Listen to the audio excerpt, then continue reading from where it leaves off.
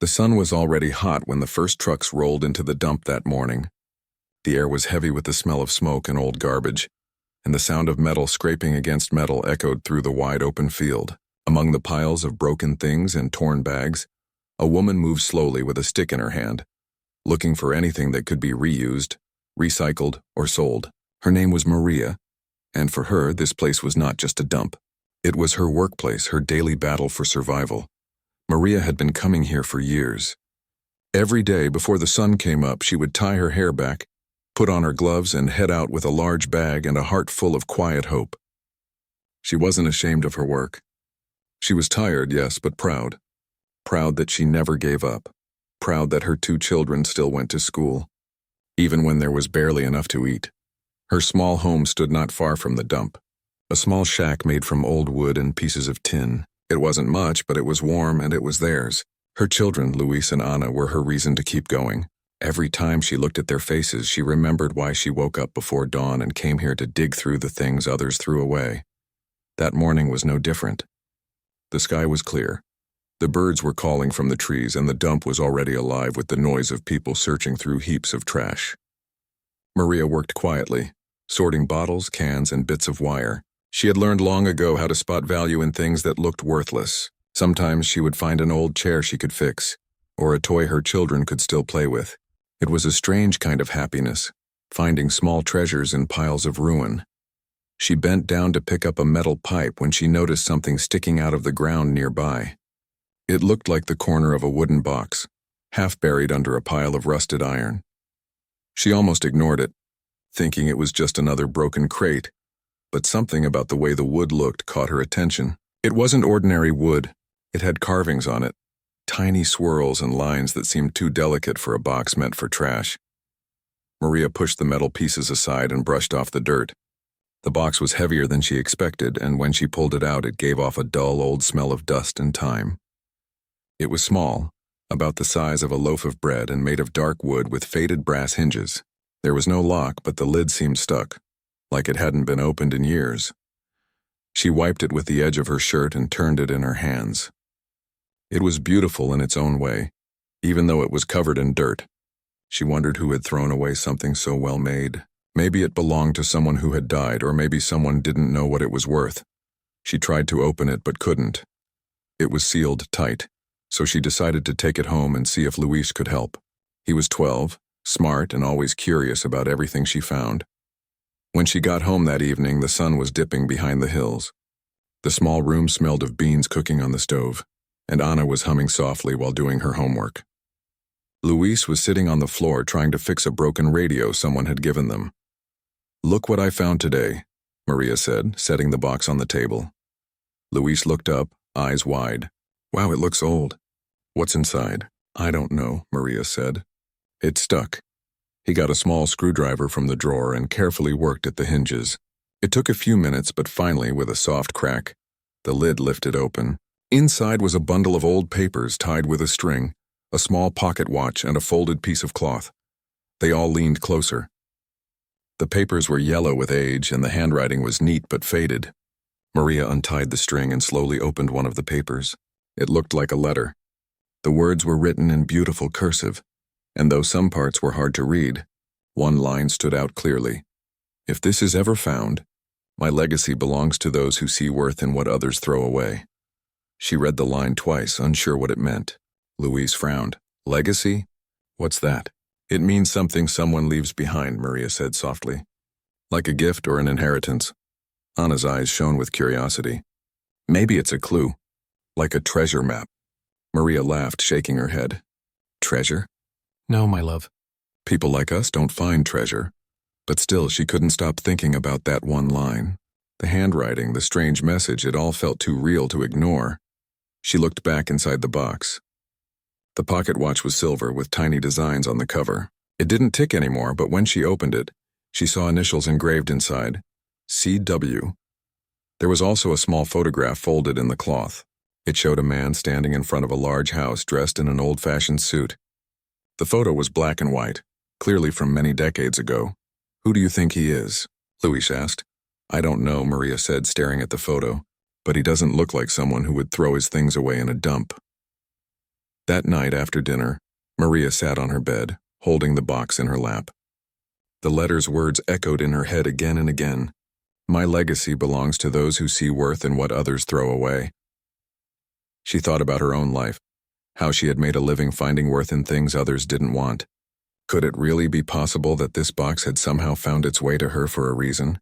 The next morning, she decided to take the box to a small antique shop near the market.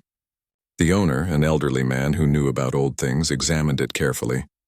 He turned the pocket watch in his hands, looked at the papers, and studied the photograph. "This is very old," he said finally. "Probably from the 1950s, maybe earlier.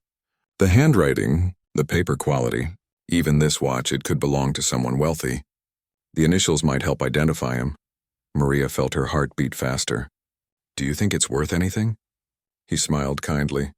"Everything has worth to someone. But this is not about money. It's history. There's a story behind it." She nodded slowly, realizing he was right. It wasn't just about what it could sell for. It was about where it came from and why it ended up in a place like the dump. When she left the shop, the world looked different to her.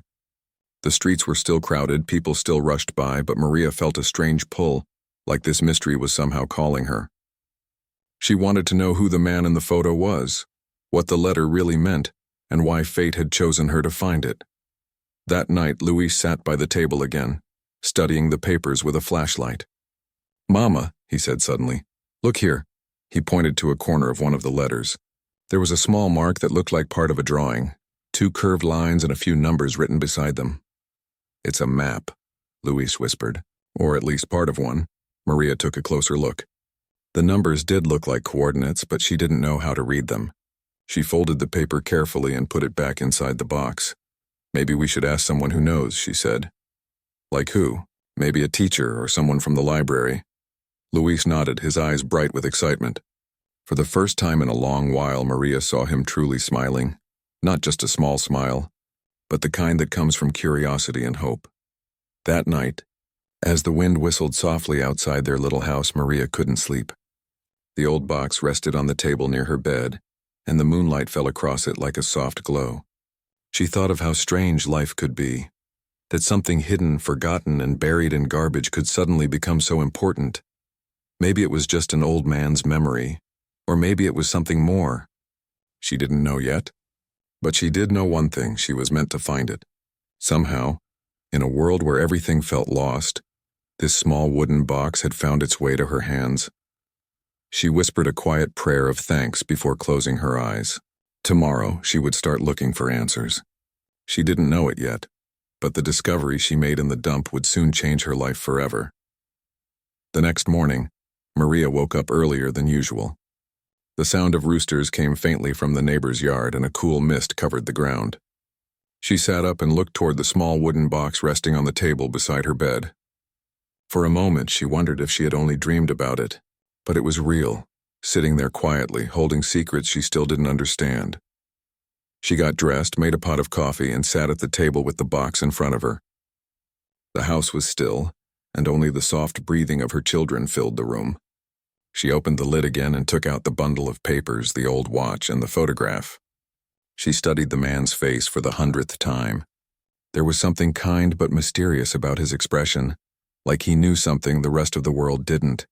The papers smelled faintly of age, and she carefully unfolded one. The words were faded, but she could make out sentences here and there. It wasn't just a letter. It seemed like pages from a journal. The writer had beautiful handwriting, with long loops and flourishes. "April 17th, one page began. "If they ever find this place, may they see what I saw. That wealth means nothing if it dies with me." Maria frowned. Who was this man, and why did he write like someone hiding something? When Luis and Ana woke up, she showed them what she had been reading. Maybe he was someone rich who lost everything, Ana said softly. Luis shook his head. "No," he said, "wealth means nothing if it dies with me." Maybe he hid something before he died. Maria smiled at her son's excitement. "You and your stories. We don't even know if this man really existed."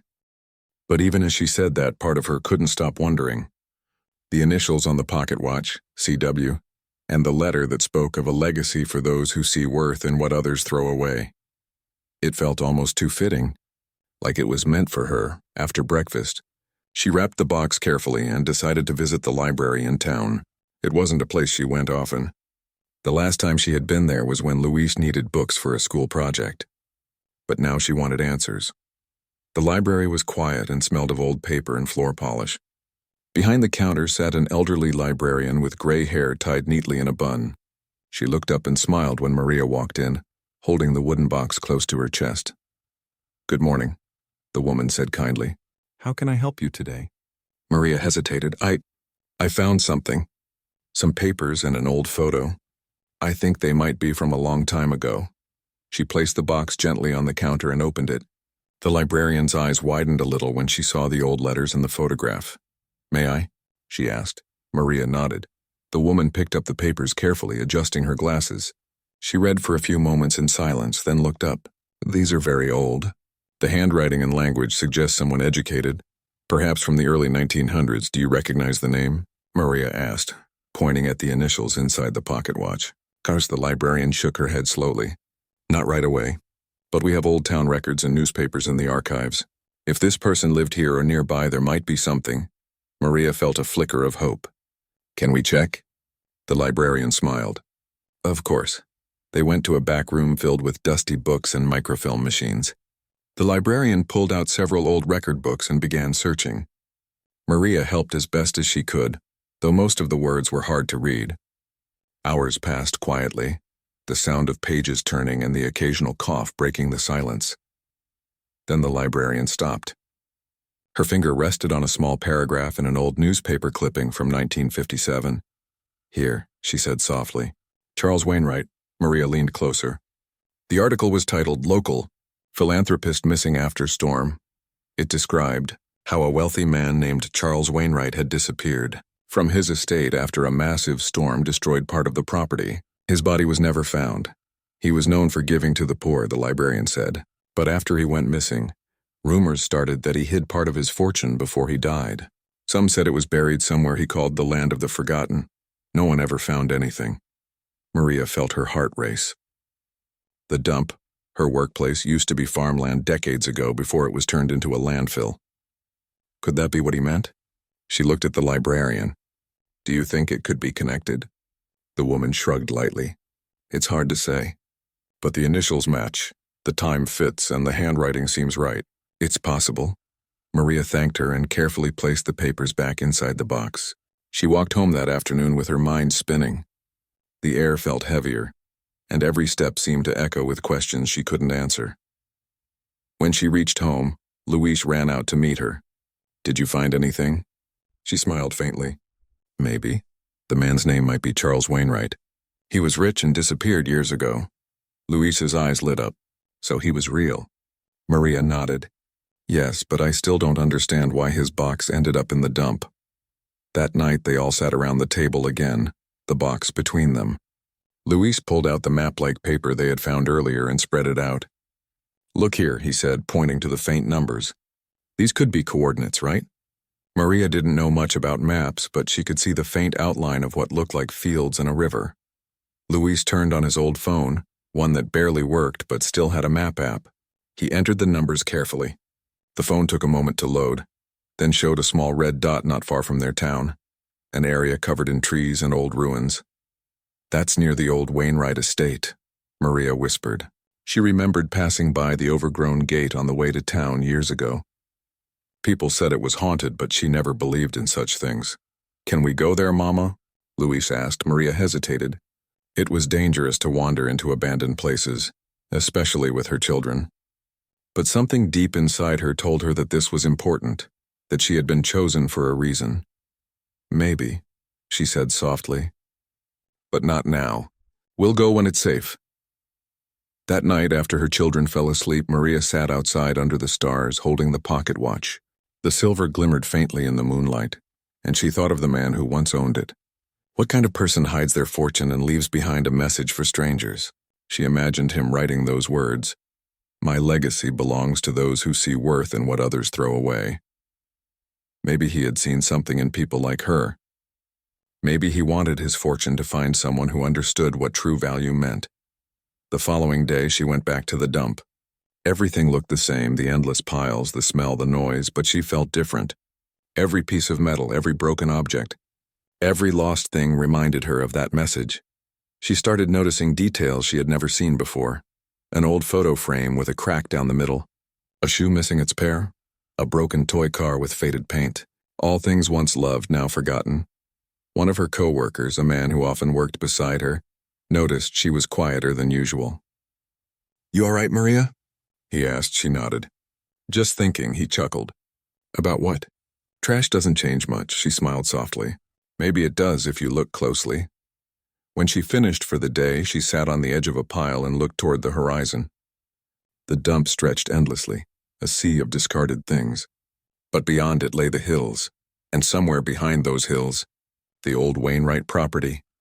She didn't know what she would find there, or even if she wanted to find anything at all. But she knew she had to try. It wasn't about treasure anymore. It was about a story, a mystery, and a feeling she couldn't explain. Before going home, she picked up a small, rusted coin she saw near her feet. It was old and worn, but she slipped it into her pocket anyway. Something about it felt connected, though she couldn't say why. That night, as she lay in bed, the sound of wind brushed softly against the walls. The box sat on the table again, waiting. Like it knew its secrets weren't done revealing themselves. Maria whispered to herself, "If there's something you wanted someone to find, Mr. Wainwright, I'll find it. Not for gold or money, but because you wanted someone to see worth where others didn't." The moonlight touched her face, and she closed her eyes, already knowing that tomorrow would lead her closer to the truth.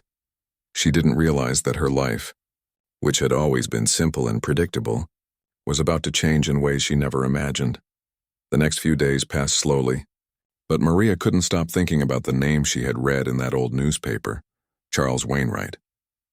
Every time she went to the dump, she caught herself wondering if she was standing on land that once belonged to him.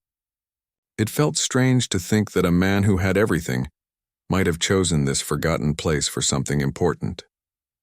Each night, after she finished her work and her children went to sleep, she sat at the small table and reread the letters and notes from the box. The handwriting was still beautiful, even though time had faded it. The words were deep, written by someone who had lost faith in the world but still wanted to leave behind something meaningful. One letter in particular caught her attention. It said, "They called me foolish for trusting people, but I believe that kindness does not vanish, it only hides, waiting for someone who can see it." Maria read that line over and over. It reminded her of her own life. People often looked past her because of what she did for a living. They didn't see her kindness, her effort, or her dignity. Maybe that was why this box had found her. She told herself she would go to the old Wainwright property. It had been years since anyone had gone there. People in town said the estate was haunted, but she didn't believe in ghosts. She believed in stories, and she knew that this one wasn't finished yet. On Sunday morning, she packed a small bag with water, a sandwich, a flashlight, and the papers from the box. Luis insisted on coming with her, and after some hesitation, she agreed. Anna stayed home with their neighbor. The road to the estate was quiet and lined with trees.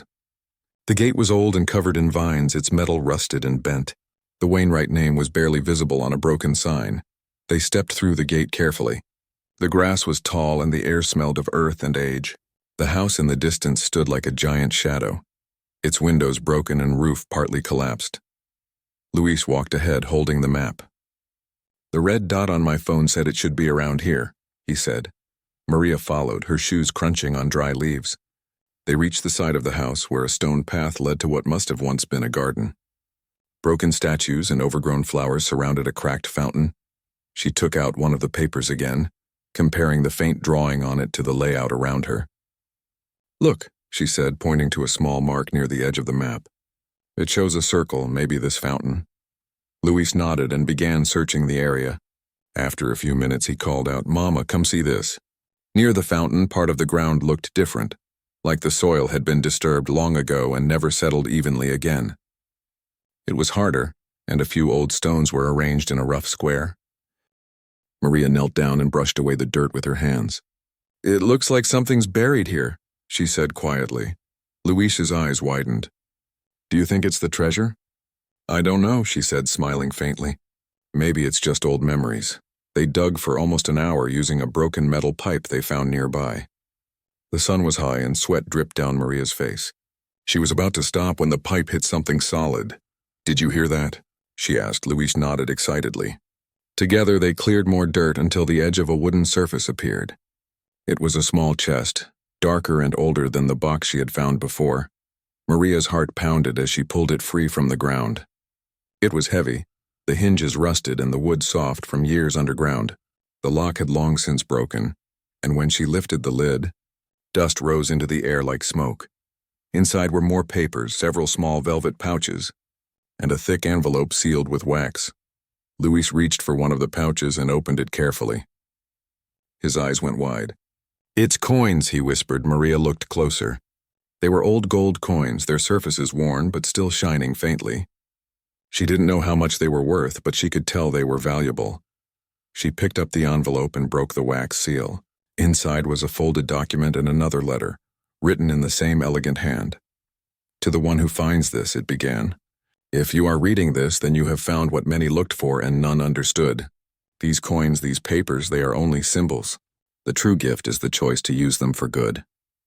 If greed guides you, this discovery will curse you with emptiness. But if kindness leads you, this will change not just your life, but the lives of others." Maria's hands trembled slightly. She read the letter twice, trying to take in every word. It didn't sound like a man hiding his wealth, it sounded like a man trying to share his heart. There was also an official-looking paper beneath the letter. She recognized it as some kind of property document. The writing at the top said, "Transfer of ownership, Wainwright Family Trust." Her eyes widened as she read further. The document stated that whoever discovered this chest, under the conditions left by Charles Wainwright, could legally claim certain assets still registered under his name. She couldn't believe it. Could this really be true? Was it even possible that after so many years, something like this could still hold legal value? Luis looked up at her. "Mama, are we rich now?" Maria didn't answer right away. She felt dizzy, as if the ground beneath her had shifted. She had spent her whole life looking for scraps to survive, and now in her hands, she might be holding a fortune. But more than that, she was holding a message, one that spoke of kindness, legacy, and purpose. "We don't know yet," she said softly. "But whatever this is, it found us for a reason." They carried the chest carefully back through the field, the weight of it both exciting and unreal. When they reached home, Anna ran to meet them. "What did you find?" she asked eagerly. Maria smiled. "Something old. Something important." That evening, she took the chest to the same antique dealer who had looked at the first box. The man's eyes widened as he examined the coins and papers. This is incredible," he whispered. "Do you have any idea what you found?" Maria shook her head. "I just know it belonged to Charles Wainwright." The man nodded slowly. "Yes, these coins are from the early 1900s, and this document, if authentic, could link to unclaimed assets still recorded under the Wainwright name. You should take this to a lawyer." She thanked him and left the shop, her mind racing. It was late, and the streetlights flickered as she walked home. The world around her looked the same, but inside everything felt different. For the first time in years, she felt hope. Not the small kind that gets you through the day, but the kind that changes everything. That night, she sat by the window with the letter in her hands. The words glowed faintly in the lamplight. "If kindness leads you, this will change not just your life, but the lives of others." She thought about her children sleeping in the next room, about the people she worked with at the dump, about the families who struggled the same way she did. Maybe this was never meant to make one person rich. Maybe it was meant to remind people that even the forgotten deserve a second chance. Maria whispered quietly, "Thank you, Mr. Wainwright. I'll make sure your secret means something good." The next morning, she visited the town office to ask about the name on the document. The clerk, a kind young woman, took the papers and disappeared into a back room. When she returned, she looked surprised. "These are real," she said. "The Wainwright estate still has unclaimed assets, but they've been untouched for decades. You'll need legal help to access them." Maria felt her knees weaken. Real. It was all real. As she walked home under the bright sun, the wooden box and chest felt heavier than ever, not because of their weight, but because of what they represented. She wasn't just a woman who worked in the dump anymore. She was the keeper of a story that began with loss and ended with hope. And deep down, she knew this was only the beginning. The next few days felt like a dream Maria couldn't wake up from. Everything around her looked the same, but she knew nothing was the same anymore. The small wooden box still sat on her table, but now beside it was the chest full of old coins and papers, proof that her discovery was real. Her hand still shook whenever she touched the letters from Charles Wainwright. They felt alive somehow, as if his voice could still be heard through the words. Every night she would read one of his letters before bed. He wrote about life, greed, and the way people forget what really matters. One line from his final letter stayed in her mind. When you have more than you need, build longer tables, not higher walls. Maria had never heard anyone say something like that before. She didn't understand everything he meant, but she knew it was something about sharing, about kindness. After talking with the town clerk, she made an appointment with a lawyer. She had never been inside a lawyer's office before. The next morning, she dressed as neatly as she could and carried the chest wrapped in a blanket. Luis went with her, holding the smaller wooden box. The lawyer, a calm man with glasses, listened carefully as she told her story. He didn't interrupt, only nodded slowly as she explained how she found the box in the dump and later discovered the chest buried near the old Wainwright estate. When she placed the papers on his desk, he took a long look at them. Then he opened the property transfer document and leaned closer. "This," he said quietly, "is remarkable. I've never seen anything like it. Is it real?" Maria asked nervously. He nodded. "Yes, it's authentic. And if the conditions written here still hold, then by law, you might have rights to any unclaimed assets still in the Wainwright Trust." She stared at him, unsure what to say. "But I don't understand. How can someone like me own something from a man like that?" The lawyer smiled kindly. "Because he wanted it that way. He wrote it himself. It's legal, but more than that, it's symbolic. He wanted his fortune to find someone who saw value where others didn't." Maria felt tears sting her eyes. She didn't know if they were from happiness or disbelief. The lawyer continued, "It will take time. There will be paperwork, investigations, and signatures. But if everything checks out, this could change your life completely." When Maria left the office that day, the world looked brighter. The sun seemed warmer, the wind softer. Luis kept smiling the whole way home. "Mama," he said, "Mr. Wainwright wanted you to find it." "I know he did," she smiled back. "Maybe he wanted all of us to." News began to spread slowly around town. People who once looked past Maria now stopped her in the street asking questions, offering congratulations. Some wanted to see the box. Others wanted to know how she found it, but Maria stayed quiet. She didn't brag or boast. She knew what it meant to be forgotten, and she didn't want anyone else to feel that way. A few weeks later, the lawyer called again. He told her that several of the old Wainwright accounts were still active, frozen under a family trust that had no living heirs. According to the will and the document Maria found, she could claim them legally. It took several more weeks of forms and court approvals, but one morning, the lawyer handed her an envelope. Inside was a single letter and a document confirming the release of a large sum of money into her name. Maria didn't know what to do. For a moment, she just stood there holding the papers, unable to speak. Her entire life had been about survival, counting coins, stretching food, fixing what was broken. And now she had more than she had ever imagined. When she got home, she sat at the table with her children. Luis and Anna watched her waiting. "So, what happens now?" Luis asked softly. Maria took a deep breath. "Now we use it the right way." She remembered Wainwright's words about kindness, about seeing worth where others didn't. She didn't want to spend the money on luxury. That wasn't who she was. Instead, she wanted to build something that mattered. She talked to the lawyer again, and soon she began making plans. She wanted to create a small center near the dump, a place where people like her could come for help, where families could learn to recycle, earn an income, and give their children an education. It started small. She bought a piece of land near her home and began clearing it with the help of a few workers. Every day she went there with her children, helping to paint walls, carry wood, and plant trees. She called it the Renewal Center because she believed everyone deserved a second chance, just like the things she used to find in the dump. When the center finally opened, people from the town came to see it. Some brought donations. Others came just to thank her. There was laughter, music, and a sense of pride in the air. Maria stood by the doorway watching the children play with toys made from recycled materials. She could hardly believe it was all real. Later that evening, as the sun began to set, she sat on a bench outside the center. Luis came over and handed her the old wooden box. "You should keep it here," he said. "It started everything." She smiled and placed it in a small glass case inside the entrance, beside a framed copy of Charles Wainwright's letter.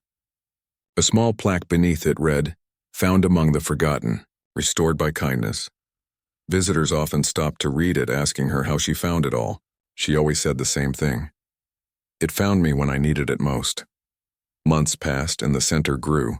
Families who once worked in the dump now helped manage recycling programs. Children who used to skip school came for lessons. The town changed little by little, and so did Maria. She was no longer the woman who searched through trash. She was someone who saw beauty in what others threw away. One day, a reporter came to interview her. He asked, "Do you ever think about the day you found the box?" Maria smiled softly. "Every day," she said. "I think about how something buried in garbage could hold such meaning. It reminds me that sometimes life hides its best gifts in the most unlikely places." The reporter nodded. "And what would you say to the man who left it behind?" Maria looked at the photo of Charles Wainwright on the wall. "I would say thank you for believing that goodness can be passed on even to a stranger." After the interview, she walked outside and looked up at the sky. The air was filled with the sound of laughter from the children playing nearby. She thought about how far she had come, from picking scraps in the dump to building something that gave others hope.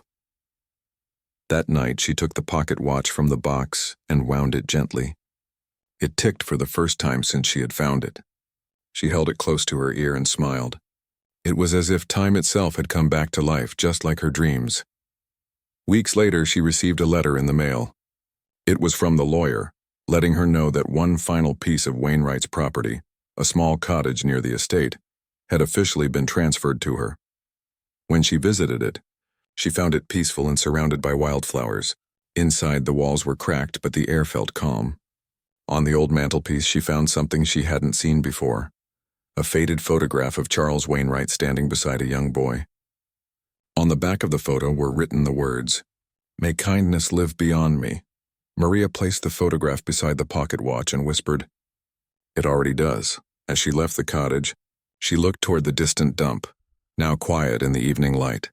That was where her journey had begun, with dirt, dust, and hope. She realized that she hadn't just found a box or a fortune. She had found purpose. And in a way, she had found herself. The morning sun poured through the thin curtains, lighting up the small room where Maria sat quietly with a cup of tea in her hands. It had been nearly a year since the day she first found the box in the dump, but every morning still felt like a gift.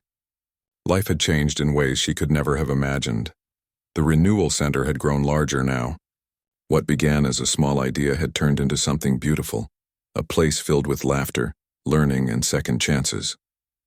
Families came there not just to work, but to rebuild their lives. Children played in the yard. People recycled materials for money, and others learned new skills like carpentry and sewing. The air around the center was always filled with energy and hope. Every time Maria walked through the building, she remembered the days when she stood in the burning sun, digging through piles of trash to survive. Those memories didn't make her sad anymore. They reminded her of how far she had come and how much one small discovery could change everything. That morning, as she walked to the center, she carried the same old wooden box in her hands. Its wood was still dark, its carvings still beautiful. She kept it clean now, polished like a treasure. Inside were the letters, the photograph, and the pocket watch, items she had promised never to sell or hide away. When she arrived, a group of school children were visiting for a field trip. Their teacher smiled as they entered, explaining how the center turned old waste into useful things. The children listened closely, their eyes wide with wonder. Maria stepped forward and held up the box. "This," she said gently, "is where our story began."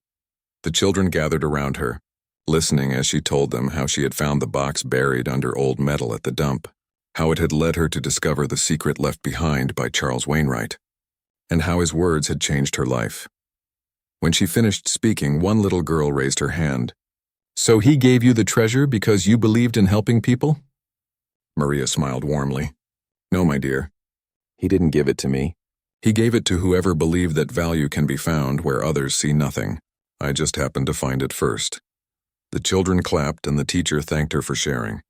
After they left, Maria placed the box back in its display case near the entrance. Beneath it, the plaque still read, "Found among the forgotten, restored by kindness." She stood there for a moment, watching the sunlight reflect off the glass. Sometimes it felt like Charles Wainwright was still there, watching over everything. She often wondered what kind of man he really was, lonely, kind, wise. Whatever he had been, his message had lived on. That afternoon, Louise came rushing into her office, waving a piece of paper. "Mama, look. They wrote about us in the newspaper again." She laughed. "What this time?" He placed the paper on the table. On the front page was a picture of the center with the headline, "Woman Turns Forgotten Dump into Source of Hope." Maria shook her head, smiling. "They make it sound like magic," Louise grinned. "It is kind of magic." She pulled him into a hug. "No, it's love and hard work. That's the real magic." In the months that followed, people from other towns began visiting the center to learn how they could start similar projects. Some brought donations, others brought ideas. Maria always welcomed them with open arms, sharing everything she had learned. But deep inside, she never forgot the quiet beginnings, the smell of old garbage, the sound of metal clinking, the hunger in her stomach, and the moment her hand first touched that buried box. It was a memory she carried like a heartbeat, a reminder that hope could rise even from the dirtiest corners of the world. One evening, as she was locking up the center, a man in a suit approached her. He looked professional, carrying a small briefcase. "Are you Mrs. Maria?" he asked politely. "Yes, that's me," she replied, a little cautious. "I'm from a legal office in the city," he said. "We've been handling the remaining estate matters of the Wainwright Trust. There's something you should see." He opened his briefcase and handed her a sealed envelope. Inside was a letter printed on old paper with the Wainwright crest at the top. She read it slowly. It was from Charles Wainwright himself, a final statement that had been stored with his lawyers decades ago. It read, "To the finder of my legacy, if you have uncovered this letter, then you have fulfilled my final wish, to give what I could not give in life. My fortune was never meant for the powerful, but for the humble. It was meant for hands that build rather than destroy. Use it to restore dignity where it has been lost, and remember, wealth without compassion is just another kind of poverty." Maria's eyes filled with tears. Even though the man had been gone for so many years, his words felt alive, as if he was speaking directly to her. She looked up at the lawyer. "Thank you for bringing this to me." He smiled softly. "No, thank you. What you've done here," he would have been proud. After he left, Maria sat outside under the soft evening sky. The air was cool, and the sound of children laughing in the distance carried through the wind. She took out the pocket watch and opened it. Inside, she had placed a small picture of her children next to the original engraving of CW. It felt right, as if the past and present were finally together. That night, she couldn't sleep. Memories rushed through her mind. The first day she saw the box, the letters, the moment she dug up the chest, and the first time the center opened its doors. She thought about how much her life had changed and how many lives had been touched because of one man's hidden gift. As the moonlight filled the room, she whispered softly, "Thank you for trusting me with your secret." The next morning, Maria gathered everyone at the center. The workers, the families, and the children all came together in the courtyard. She held up the letter she had received the night before and read it aloud. Everyone listened in silence. When she finished, there were tears in many eyes. "This was never just about money," Maria said. "It was about faith. Faith that even the forgotten have value. That's what we'll keep doing here. We'll keep finding worth where others see none." The crowd applauded, and some people hugged her. Others wiped their tears. The air was filled with warmth, and for a moment it felt like even the earth itself was smiling. Years passed. The renewal center became known far beyond their small town. People from all over came to visit, to learn, to be inspired. Maria grew older, but her energy never faded. She still visited the dump sometimes, not to work, but to remind herself where it all began. She would stand quietly, looking out over the land, and whisper, "There's beauty here.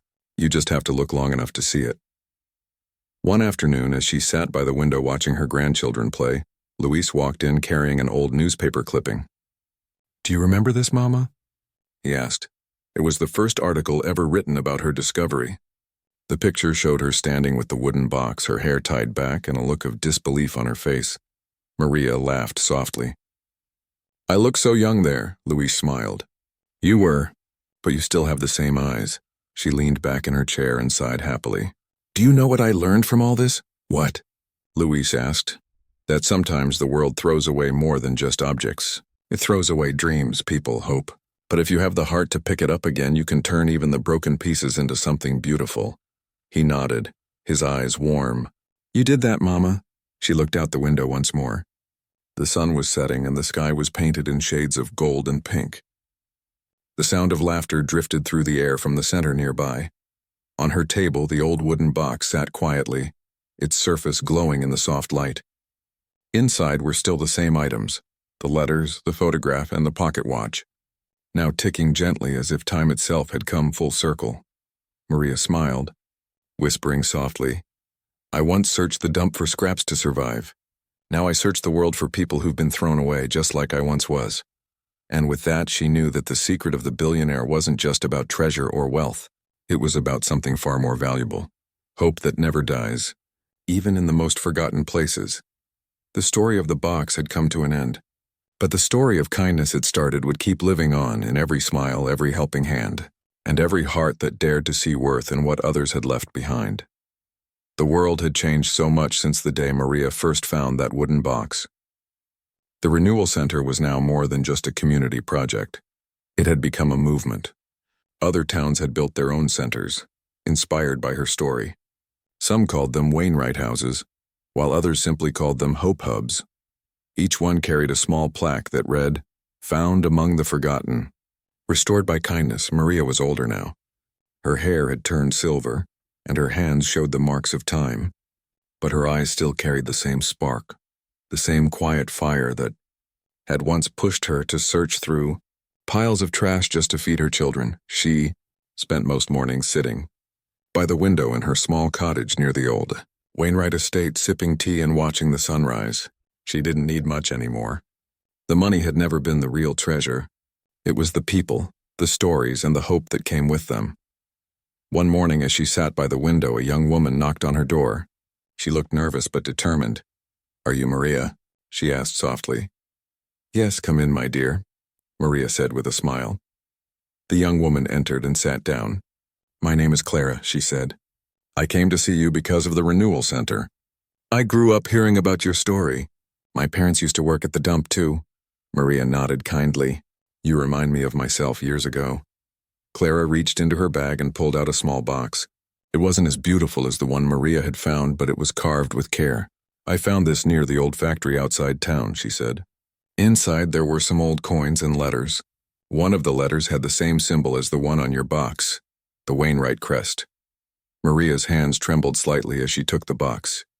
She opened it slowly. Inside were 2 silver coins and a folded piece of paper. The handwriting was familiar, flowing, neat, and strong. It was unmistakably Charles Wainwright's. The letter read, "To whoever finds this, know that this world hides its greatest treasures not in gold, but in good hearts. If you are reading this, then perhaps you too see value where others see waste. Keep looking. The world needs more eyes like yours." Maria stared at the letter for a long moment. It was as if Wainwright had left behind a trail, small messages hidden across places once forgotten, waiting for the right people to find them. She looked up at Clara. "Do you know what this means?" Clara shook her head. "No, I thought maybe you would." Maria smiled softly. "It means it's your turn now." Clara blinked, confused. "My turn?" "Yes," Maria said. "I found my box when I had lost everything. It gave me purpose. Maybe this one found you for the same reason. The world doesn't choose people at random. It chooses those who will do something good." Clara looked down at the letter again, her eyes filling with emotion.